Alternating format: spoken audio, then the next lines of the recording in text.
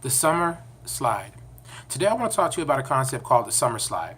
If you have never heard of that term before, please go down and research it, Google it, whatever you need to do. But I will briefly go over what it is and how it affects you and your kids. Now, when the term the summer slide is used, what it is referring to is the percentage of loss that your child has over the summer. So during the school year, your kids going to school every day, or should be, right? And they're learning and, they're achieving and whatever. Again, and this doesn't matter what type of students you have. You know what I mean? Whether they're the best student or not the greatest student, there should be some gains happening over the school year. Then during summer vacation, right, you have a break. A lot of parents look at summer vacation as just what it says, a vacation, and they're like, my kid has been in school all year. I do not want them to have to worry about school over the summer, and they give them this huge break. Well, that's the idea of the summer slide. What it says is there's a percentage of knowledge that is lost over the summer that is detrimental to your child every summer if you're not getting them engaged in some type of educational activity, okay? So what's the problem? Well, we already talked about the loss, right? But why is that a big deal? Because again, as parents, we're familiar with the concept. Either you use it or you lose it. So we're familiar with the concept. And a lot of us have just kind of said, well, it's okay. My kid's going to lose a little bit during the summer, but I'll prefer they have fun, and then they could just make it up when they get back to school. Well, the problem is the first however long, whether it's months or a couple of weeks or whatever it is of the school year is spent trying to get your child back on grade level for the previous grade. And we also know that they've raised the standards of what it is that our children need to know, right?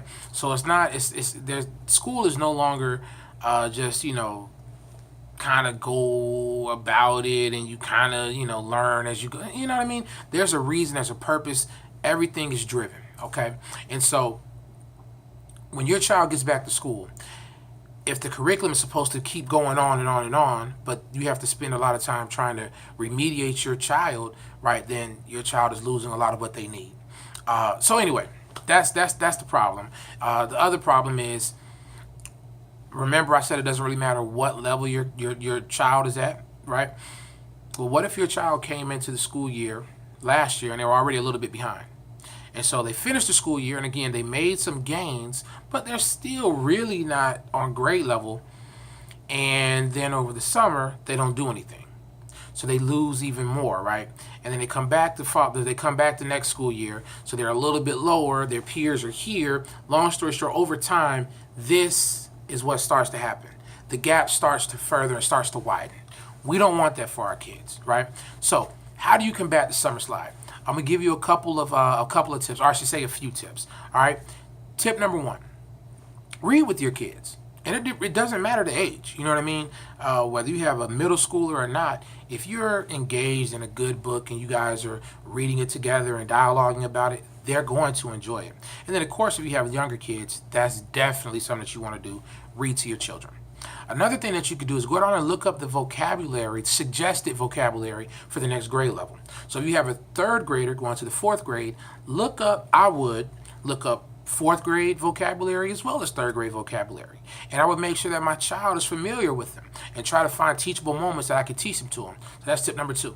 Tip number 3, go ahead on and, again, this is if you can, try to set up an environment to where, because again, this is summer vacation, right? And we don't want to cram it down their throats. We want to make sure we try and get and interact this or intertwine this in a fun way. So if you can, say you set up a trip, whether it's to a museum, amusement park, water park, anything like that.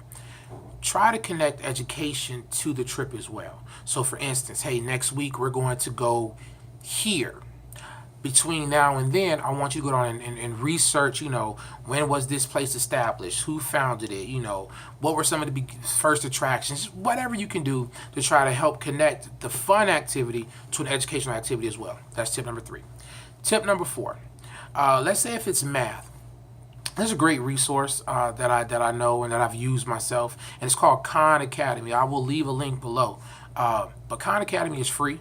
I believe it starts as low as third grade and it goes all the way up to like 12th grade, and then trigonometry and calculus and all kinds of stuff. I mean, they have a lot of information on Khan Academy. It's all free, and they have an app that you can download as well. So I would use that when it comes to math.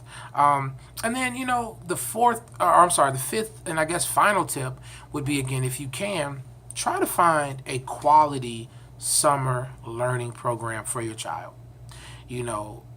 Something that encompasses play and education.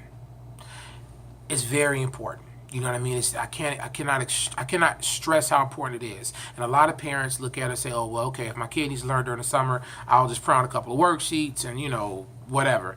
And again, that can help, especially if you're engaged and you're working with them.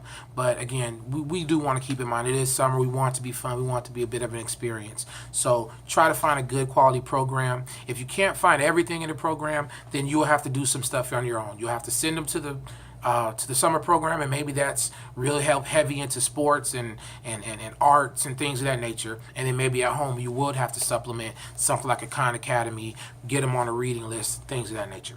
Anyway, I think that pretty much summed up everything I want to say about the summer slide. If you're not familiar, please do some research. I will add a link or a couple of links below to give you some more information if you need somewhere to start. But we definitely want to make sure that we're giving our children every opportunity that we can to make sure that they succeed in school. And so again, it starts with us. We can't let summer vacation just be a huge vacation where your kid is not learning, because they need to be engaged even during the summer. All right, take care.